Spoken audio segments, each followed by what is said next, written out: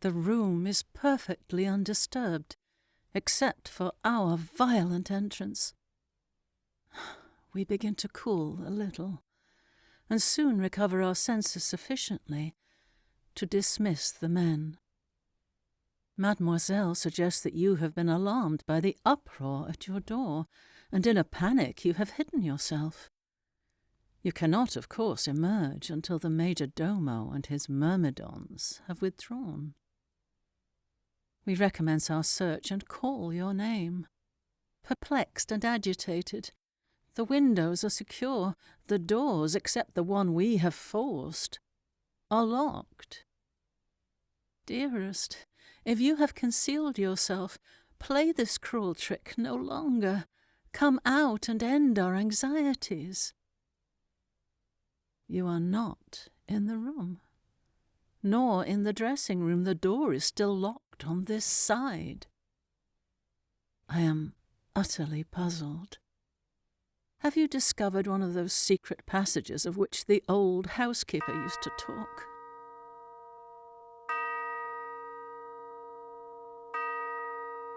I spend the remaining hours of darkness in Madame's room. Daylight brings no solution of the difficulty. Every part of the chateau is searched. The grounds are explored. No trace of you, my dear heart. The stream is about to be dragged. My father is in distraction. What a tale to have to tell your poor mother. I, too, am almost beside myself, though my grief is of quite a different kind.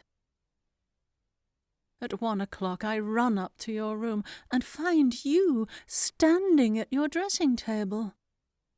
I am astounded. I cannot believe my eyes. You beckon me in silence. Your face shows extreme fear. I run to you in an ecstasy of joy. I kiss and embrace you again and again.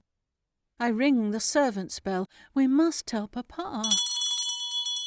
Dearest Carmilla, what has become of you all this time?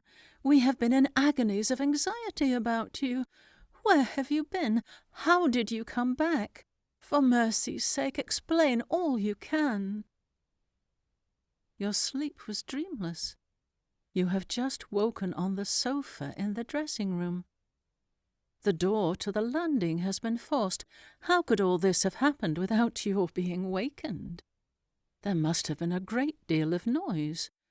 You rouse easily. How could you have been carried out of your bed without waking? People begin to arrive. You are overwhelmed with inquiries, congratulations, and welcomes. You cannot account for what has happened.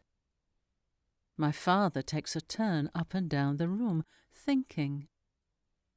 I see your eye follow him for a moment, with a sly, dark glance. He sends the servants away. He takes your hand very kindly, leads you to the sofa, and sits down beside you. He offers a theory, and begs to ask a question. Have you ever been suspected of walking in your sleep? Oh, not since very young indeed, you tell him. But yes, you did. Your old nurse has often told you so. And he explains all simply by saying that you took the key with you, locked the door behind you when you walked. When at last you awoke spontaneously, you were as much surprised as anyone else to find yourself transported. He is delighted with a mystery so easily explained, and that the most natural explanation is one that involves no drugging, no tampering with locks, no burglars or poisoners or witches, nothing that need alarm you, Carmilla, or anyone else for our safety. You look charming. Nothing could be more beautiful. Your beauty, as ever, is enhanced by your peculiar, graceful languor. I see my father contrasting your looks with mine. He sighs and wishes his poor Laura was looking more like herself.